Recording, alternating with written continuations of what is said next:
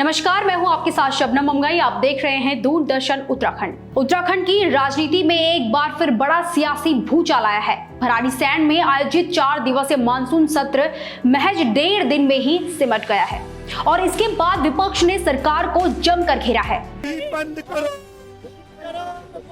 ये गुंडागर्दी बंद करो।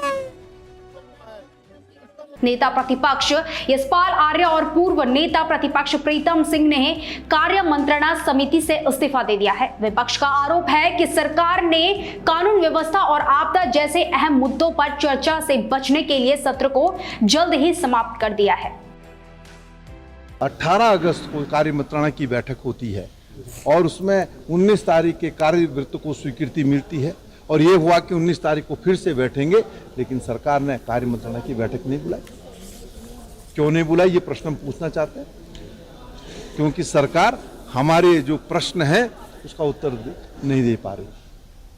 इसलिए उन्होंने जो है बिना कार्य मंत्रणा की स्वीकृति के जो है सदन को जो है 1.5 दिन चला करके उसको सत्रावसान करने का काम किया और इसीलिए आज नेता प्रतिपक्ष और मैंने कार्य मंत्रणा से त्याग पत्र दिया है। वहीं इस मात्र 2 घंटे 40 मिनट की चली कार्यवाही में सरकार ने 5,315 करोड़ रुपए का अनुपूरक बजट और 9 विधेयक पारित कर दिए हैं। इतना ही नहीं, विधानसभा की कार्यवाही अनिश्चितकाल के लिए स्थगित भी कर दी गई है। इतिहास में पहली बार कांग्रेस के नेता पूरी रात सदन में डटे रहे। वहीं सरकार को घेरने की रणनीति अब सड़कों पर उतर कर की जाएगी। आपको बता दें कि कांग्रेस ने साफ कर दिया है कि वो अब मित्र पक्ष नहीं बल्कि मुखर विपक्ष की भूमिका में है। प्रदेश कांग्रेस महामंत्री संगठन सूर्यकांत धस्मारा ने सरकार पर सीधा हमला बोलते हुए कहा कि शर्म आनी चाहिए भाजपा सरकार को। 1 महीने का सत्र होना चाहिए था। आपदा और कानून व्यवस्था पर चर्चा से भागना सरकार की असफलता का प्रमाण है। पहले तो शर्म आनी चाहिए भारतीय जनता पार्टी को। इतना बेशर्मी का काम आप त्रिवेंद्र सिंह रावत जी आपके नेता थे, मुख्यमंत्री के रूप में उन्होंने गैरसैंण को ग्रीष्मकालीन राजधानी कहा। ग्रीष्मकालीन मतलब गर्मियों की। बजट सत्र आपको करना चाहिए था वहाँ पे, बजट सत्र क्यों नहीं किया आपने वहाँ पे? अब बरसात में, भरी बरसात में आप लोगों को ले गए, कम से कम 1 महीने का इंतजाम तो करके जाते।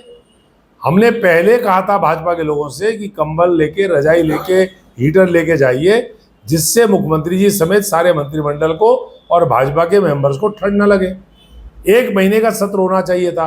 राज्य के तमाम विषय बजट सत्र के बाद अब ये सत्र हो रहा है और इतने लंबी अवधि में राज्य के तमाम वो विषय जिन पर बात होनी थी। वहीं सत्ता पक्ष का कहना था कि विपक्ष का व्यवहार असंवैधानिक था। भाजपा नेता सुरेश जोशी ने कहा कि सरकार ने बातचीत की कोशिश की थी लेकिन विपक्ष ने सहयोग नहीं किया। जनहित में बजट और विधेयक पास करना सरकार की जिम्मेदारी थी। उनकी आंखें पूरी तरह से खुली हैं। जिस तरह का कृत्य आपके द्वारा किया जा रहा है, ये सब आप लोगों ने भी कवरेज किया और प्रदेश के लोगों ने भी देखा। लेकिन उसके बावजूद भी सरकार की मंशा बहुत स्पष्ट थी, बहुत साफ थी। हम जिन विषयों को लेकर के गैरसैंण गए थे, हमारा अनुपूरक बजट था।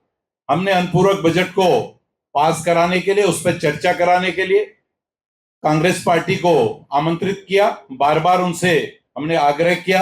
स्वयं मुख्यमंत्री जी ने वार्ता की, विधानसभा अध्यक्ष जी ने उनको बुलाया, संसदीय कार्य मंत्री जी ने उनको बुलाया, लेकिन वो टस से मस नहीं हुए। उन्होंने वार्ता करना उचित नहीं समझा। तो सरकार के द्वारा प्रदेश के रक्षा और प्रदेश के हितों को मद्देनजर रखते हुए हम लोगों ने अनुपूरक बजट को पास किया। अब बात करते हैं भराड़ीसैंण, जो ग्रीष्मकालीन राजधानी है। वहां हर साल सत्र के नाम पर लाखों खर्च होते हैं, लेकिन 11 साल में सिर्फ 35 दिन सत्र चल पाया है। क्या ये लोकतंत्र का अपमान नहीं?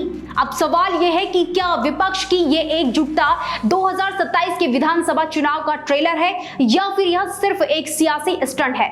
फिलहाल तो कांग्रेस पूरी तरह आक्रामक मूड में है और सरकार को घेरने की तैयारी में है। माननीय सदस्य बैठिए, माननीय सदस्य आप लोग बैठिए। फिलहाल इस खास रिपोर्ट में इतना ही। देखते रहिए दूरदर्शन उत्तराखंड। धन्यवाद।